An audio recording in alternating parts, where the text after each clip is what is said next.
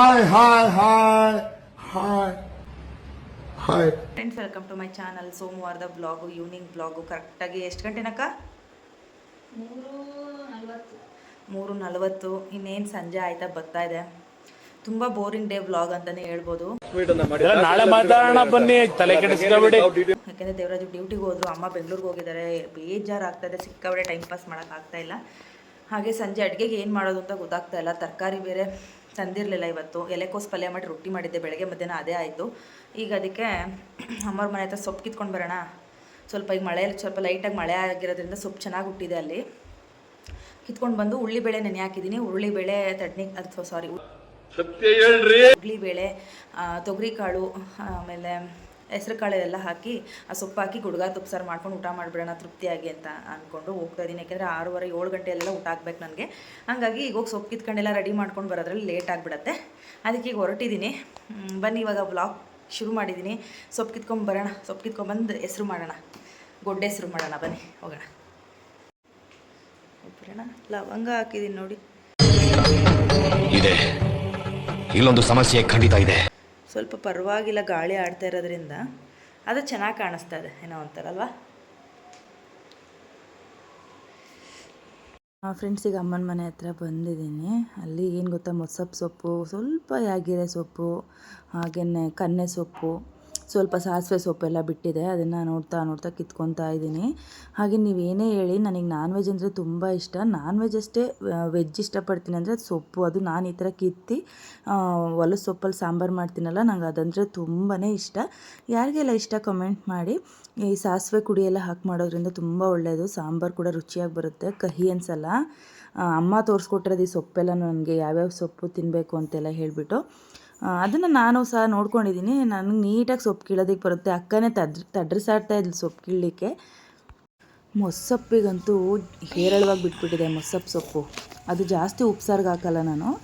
ನೋಡಿ ಎಷ್ಟು ಚೆನ್ನಾಗಿರುತ್ತೆ. ಇದಂತೂ ಜಾಸ್ತಿನೇ ಐತೆ ನಮಗೆ. ನೋಡಿ ಈ ಸೊಪ್ಪಿದೆಯಲ್ಲ, ಇದು ಕೀರೆಗೆಡ್ಡೆ. ಇದು ಹಿಂದೆ ಆಗೆಲ್ಲ ತರಕಾರಿ ಸೊಪ್ಪಿಗೆಲ್ಲ ಬರ ಅಂತಲ್ಲ, ಗೆಡ್ಡೆ ಕಿತ್ಕೊಂಡ್ಬಂದು ಸಾರು ಮಾಡೋರಂತ ನಮ್ಮ ಅಮ್ಮರು ಹೇಳೋರಾಗ. ಅವಶ್ಯಕತೆ ಇದೆಯಾ? ಜಾಸ್ತಿ ಆಗ್ದಷ್ಟು ಚೆನ್ನಾಗಿರುತ್ತೆ ಸಾರು.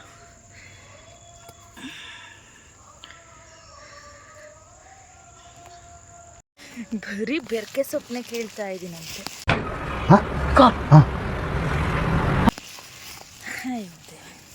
ಬೆರ್ಕೆ ಸೊಪ್ಪಿನ ಸಾರು ಚಂದ ಅಂತ ಹೇಳಲ್ವೇನಕ್ಕ?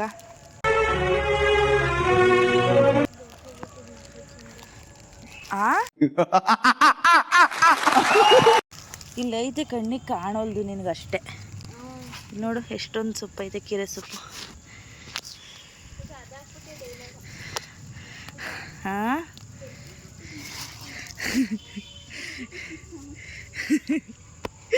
ಜೋಕಾಗಿರುತ್ತೆ, ಆಗ್ತಿದ್ದಾಗ. What nonsense it is. What nonsense. ರೀ, ಟ್ರೋಲ್ ಆದರೆ ಬೆಳೆಯೋದು ಕಣ್ರಿ, ರೆಕಗ್ನೈಸ್ ಮಾಡ್ತಾರೆ ಕಣ್ರಿ ಅನ್ನೋ ಅಣ್ಣಂಗೆ. ರೀ, ನಾನು ಟ್ರೋಲ್ ಆಯ್ತಿದ್ದೀನಿ ಕಣ್ರಿ, ನಿಮ್ಗೆ ಫೋನ್ಗೂ ಬರುತ್ತೆ. ನಾಯಿಗೆ ಹೊಡೆದವನೆ ಅಂತ ಹೇಳ್ತಾಳೆ. ಡ್ರಾಮಾ ಅನ್ಸುತ್ತೆ ಅಕ್ಕ.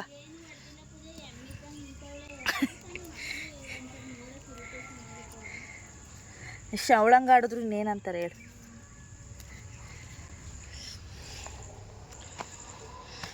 ಗೊಡ್ಗಾಡ್ ಸರ್ ತುಂಬ ರುಚಿಯಾಗಿ ಬರುತ್ತೆ. ಒಂದು ಥರ ಸೊಪ್ಪು ಇರ್ಬಾರ್ದು, ಎಲ್ಲ ಥರದ್ದು ಇರ್ಬೇಕು. ಅದರಲ್ಲಿ ಇದೊಂದು ದಿನ ಹೋಗಿದೆ ಸೊಪ್ಪು, ಮೊಟ್ಟೆ ಆಗ್ಬಿಟ್ಟೈತಿ. ಚೆನ್ನಾಗಿರುತ್ತೆ ಕಣೆ ಅಕ್ಕ, ಬೇಯಿಸ್ಕೊಂಡು ತಿನ್ಬೋದು. ಸೊಪ್ಪಿನ ಸಾರಿಗೆ ಮಿಕ್ಸಲ್ಲಿ ಇರಬೇಕು. ಮೊಶಪ್ ಮಾಡ್ಬೋದು ನೋಡಿ ಇದರಲ್ಲಿ. ಇದು ಬರೀ ಇದೊಂದನ್ನೇ ಹಾಕಿ ಮೊಶಪ್ ಮಾಡ್ಬೋದು. ಇದು ಮೊಶಪ್ ಸೊಪ್ಪೆ ಕಣಕ್ಕ. ಇದು ಉಪ್ಸಾರಿಗೆ ಸ್ವಲ್ಪ ಹಾಕಬೇಕು, ಒಳಗರ್ಕತ್ತದೆ ಅಂತ. ಪಾಲಕ್ ಹಾಕು, ಇದೊಂದನ್ನೇ ಹಾಕಿ ಮಾಡು. ಎಷ್ಟು ಕ್ವಶನ್ ಕೇಳ್ತೀಯ? ಅದು ಬೇರೆ, ಇದು ಬೇರೆ, ಎಲ್ಲೋ. ಇದು ಮೊಶಪ್ಗೆ ಹಾಕೋದು, ಉಪ್ಸಾರಿಗೆ ಸ್ವಲ್ಪ ಹಾಕಬೇಕು. ಮೆತ್ತಗಾಗ್ಬಿಡ್ತದೆ ಸೊಪ್ಪು, ಎಣ್ಣೆ ಸೊಪ್ಪು ಥರ. ಫ್ರೆಂಡ್ಸ್ ನೋಡಿ, ಸೊಪ್ಪು ಚೆನ್ನಾಗಿ ಕಿತ್ತಿದ್ದೀನ ಅಂತ. ಎಷ್ಟು ಫ್ರೆಶ್ ಆಗಿದೆ ಅಲ್ವಾ? ಮಳೆ ಒಯ್ದಿದ್ಕೂ ಸೊಪ್ಪಂತೂ ಆಹಾ, ನನಗಿವತ್ತು ಹಬ್ಬನೇ. ಅಮ್ಮವ್ರದ್ದು 2 ಸೀಟ್ ಮನೆ ಇದೆ ಅಲ್ವಾ, ಅಲ್ಲಿ ಮಧ್ಯದಲ್ಲಿ ಈ ಥರ ಜಾಗ ಬಿಟ್ಕೊಂಡಿದ್ದೀವಿ. ಹಿಂಗೇನಾದ್ರು ಸೊಪ್ಪು ಸೋಸ್ಕೊಳ್ಳೋದಾಗಿರ್ಬೋದು, ಅಕ್ಕಿ ಒಣಗಿ ಹಾಕೊಳ್ಳೋದಕ್ಕೆ ಎಲ್ಲದಕ್ಕೂ ಚೆನ್ನಾಗಿದೆ. ಹಿಂದ್ಗಡೆ ನಾವು ಇಲ್ಲೇ ಕುತ್ಕೊಂಡು ಮಾತಾಡ್ಕೋತಾ ಸೊಪ್ಪು ಕ್ಲೀನ್ ಮಾಡ್ಕೊಳ್ಳೋದು, ತರಕಾರಿ ಹೆಚ್ಕೊಳ್ಳೋದು ಎಲ್ಲ ಮಾಡ್ತೀವಿ. ಬಾಡಿಗೆಗೂ ಇದ್ದಾರೆ, ಆಂಟಿ ಎಲ್ಲೋ ಹೋಗಿದ್ದಾರೆ. ಹಂಗಾಗಿ ಪಾತ್ರೆಗಳೆಲ್ಲ ಹೊರಗಡೆ ಹಾಕ್ಬಿಟ್ಟು ಹೋಗಿದ್ದಾರೆ, ಹಂಗೆ ಕಾಣಿಸ್ತಾ ಇದೆ ಅಂತ ಅಂದ್ಕೋಬೇಡಿ. ಸೊಪ್ಪೆಲ್ಲ ಬೇಗ ಬೇಗ ಸೋಸ್ಕೊಂಡು ಹೋಗಿ ಅಡುಗೆ ಮಾಡಿಬಿಡೋಣ, ನನಗಂತೂ ಹೊಟ್ಟೆ ಹಸಿವಾಗ್ತಾಯಿದೆ.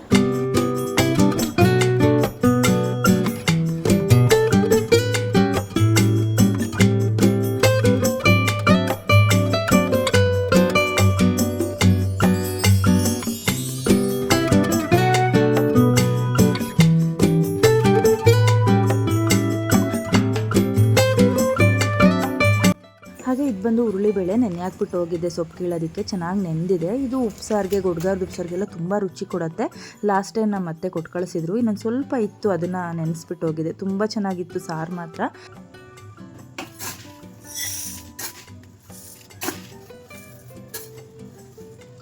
ದಪ್ಪಕ್ಕಿ ಅನ್ನ ತಿನ್ನಬೇಕು ಅನ್ಸಿದೆ, ಅದಕ್ಕೆ ದಪ್ಪಕ್ಕಿ ಹಾಕಿ ಅನ್ನ ಮಾಡ್ತಾ ಇದ್ದೀನಿ. ಮೆತ್ತಗೆ ಮಾಡ್ಕೊಂಡ್ರೆ ನನಗೆ ಗೊಡ್ಗಾರದ ಉಪ್ಸಾರಿಲ್ಲ ತುಂಬ ಇಷ್ಟ ಆಗುತ್ತೆ. ನಾವು ನಮಗೆ ಅಂತ ಅಡುಗೆ ಮಾಡ್ಕೊಂಡ್ವಿ. ಅಡುಗೆ ಎಲ್ಲ ಆದಮೇಲೆ ಟ್ವಿಸ್ಟ್ ಅನ್ನೋಗೆ ನಮ್ಮನೆಯವರು ಫೋನ್ ಮಾಡಿದ್ರು, ನಾನು ಊಟಕ್ಕೆ ಬರ್ತೀನಿ, ಡ್ರೈವರ್ಗೂ ಊಟ ಬೇಕು ಅಂತ ಹೇಳ್ಬಿಟ್ಟು. ಇನ್ನೇನು ಮಾಡೋದು, ಅಡುಗೆ ಎಲ್ಲ ಆದಮೇಲೆ ಇನ್ನು ಅವ್ರನ್ನ ಬೇಡ ಅಂತ ಅನ್ನಂಗೂ ಇಲ್ಲ, ನನಗಿನ್ನ ಮನಸ್ಸಿಗೆ ಹೊರೆಯುತ್ತೆ. ಇಲ್ಲ ಮಾಡ್ಕೊಂಡಾಯಿತು ನೀವು ಹೋಗಿ ಅಂತ ಅಂದ್ಬಿಟ್ರೆ ನರ್ಸಿಕೆರೆಯಲ್ಲಿ ಊಟ ಮಾಡಬೇಕು, ಬೇಡ ಅಂದ್ಬಿಟ್ಟು ನಾವು ಮಾಡಿದ ಅಡುಗೆ ಫಸ್ಟ್ ಅವ್ರಿಗೆ ಊಟಕ್ಕೆ ಇಕ್ಕಿ ಡ್ರೈವರಿಗೆ ಕೊಟ್ಟು ಕಳಿಸಿ ನಾನು ಮತ್ತೆ ಅನ್ನ ಮಾಡಿಕೊಂಡು ಊಟ ಮಾಡಿದಾಯಿತು. ಆದರೆ ಇನ್ನೊಂದೇನು ಖುಷಿ ಆಯಿತು ಅಂದರೆ ಮನೆ ಊಟ ತಿಂದ್ರಲ್ಲ ಇವತ್ತು ಅನ್ನೋದೊಂದು ತುಂಬ ಖುಷಿ ಆಯಿತು. ಕೊನೆವರೆಗೂ ನೋಡಿ, ಎಲ್ಲೂ ಸ್ಕಿಪ್ ಮಾಡಿಬಿಡಿ. ಚಿಟ್ಟೆ ಮತ್ತು ದೇವರಾಜು ಯಾವ ಥರ ಇರ್ತಾರೆ, ಅವ್ರು ಇದ್ದಾಗ ಇವಳು ಯಾವ ಥರ ಆಡ್ತಾಳೆ ಅಂತೆಲ್ಲ ನೋಡ್ಬೋದು, ಸ್ವಲ್ಪ ಫನ್ನಿ ಆಗಿರುತ್ತೆ.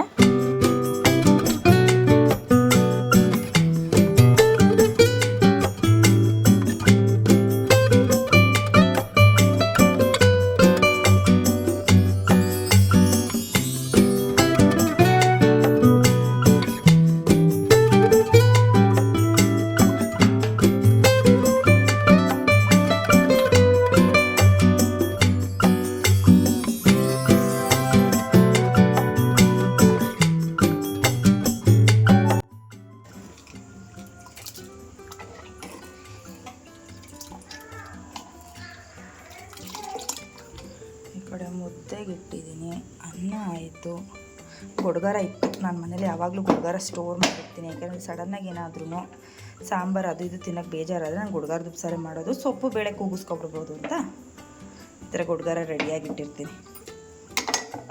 ನಮ್ಮ ಹಾಸನ ಮಂಡ್ಯ ಸೈಡು ಗೊಡ್ಗಾರ ಸ್ಟೋರ್ ಮಾಡ್ತಾರೆ ಮನೇಲಿ.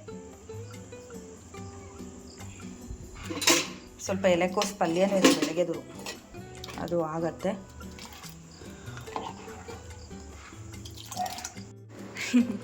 ನಾನು ಇವ್ರು ಸಂಜೆ ಫೋನ್ ಮಾಡಿರಲಿಲ್ಲ, ಬರ್ತೀನಿ ಚಂದ್ರಪಟ್ಟಣಕ್ಕೆ ಅಂತ ಹೇಳಿಬಿಟ್ಟು. ನಾನು ಅದಕ್ಕೆ ನಮಗೆ ಅಂತ ಮಾಡಿದ್ದೆ, ಮುದ್ದೆ ಒಂದು ಮಾಡಿರಲಿಲ್ಲ. ಆಗ ಫೋನ್ ಮಾಡಿದ್ರು, ಊಟ ನಮಗೂ ಬೇಕು, ಬರ್ತೀನಿ ಮನೆಗೆ ಊಟ ಮಾಡ್ಕೊಂಡು ಹೋಗ್ತೀನಿ ಅಂತ. ಆಗ ಇನ್ನೇನು ಮಾಡೋದು, ಈಗ ನಮಗೆ ಮತ್ತೆ ಅನ್ನಕ್ಕೆ ಡ್ರೈವರ್ ಅಣ್ಣಂಗೆ ಪ್ಯಾಕ್ ಮಾಡಿದ್ದೀನಿ. ಡ್ರೈವರ್ ಅಣ್ಣಂಗೆ ತೊಗೊಂಡು ಹೋಗ್ತಾರೆ, ಇವ್ರು ಇಲ್ಲೇ ಊಟ ಮಾಡ್ಕೊಂಡು ಹೋಗ್ತಾರೆ. ಅದೇ ಮಾತು ಹೇಳ್ಬೇಕು, ಬರ್ತೀನಿ ಅಂತ. ನಾನು ಅಡುಗೆನೇ ಮಾಡೋದು ಬೇಡ ಅನ್ಕೊಂಡಿದ್ದೆ, ಹಿಂಗೆ ಹಾಕೋದು, ಕೈ ತೊಳಿತಿಲ್ಲ ಬಳಿತಿಲ್ಲ. ಅಪ್ಪ ಏನು ಅನ್ನಿಸ್ತೈತಪ್ಪ ನಿಮಗೆ? ಮಾತೇ ಇಲ್ಲ.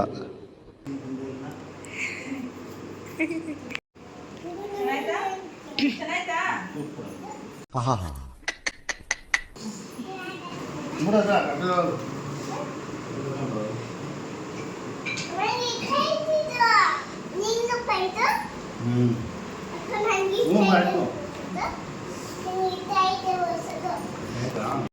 ಎರಡೆರಡು ಕೆಲಸ ಇಟ್ಟಿದ್ದೀನಿ. ಮುದ್ದೆ ಖಾಲಿ, ನಾವು ಮಾಡಿರೋದು ನಮಗೆ ಮಾಡ್ಕೊಂಡಿದ್ದು ಅವ್ರಿಗೆ ಹಾಕೊಟ್ಟು ಈಗ ಮತ್ತೆ ನಮಗೆ ಮಾಡ್ಕೋಬೇಕು.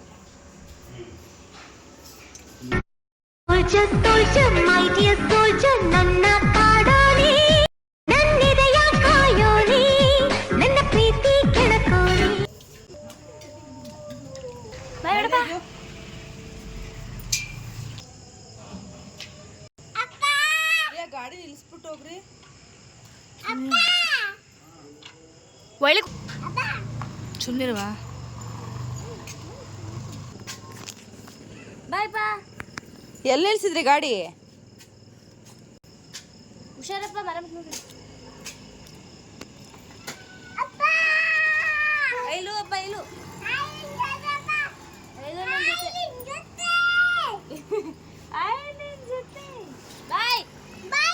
ಸಾಕು ಬರ್ರಿ. ನೋಡಿದ್ರಲ್ವಾ 3 ಗಂಟೆಯಿಂದ ರಾತ್ರಿ 10 ಗಂಟೆವರೆಗೂ ನನ್ನ ವ್ಲಾಗ್ ಹೇಗಿತ್ತು ಅಂತ. ಇವತ್ತಿನ ಊಟ ಡಿನ್ನರ್ ಈಗಿತ್ತು ನಂದು.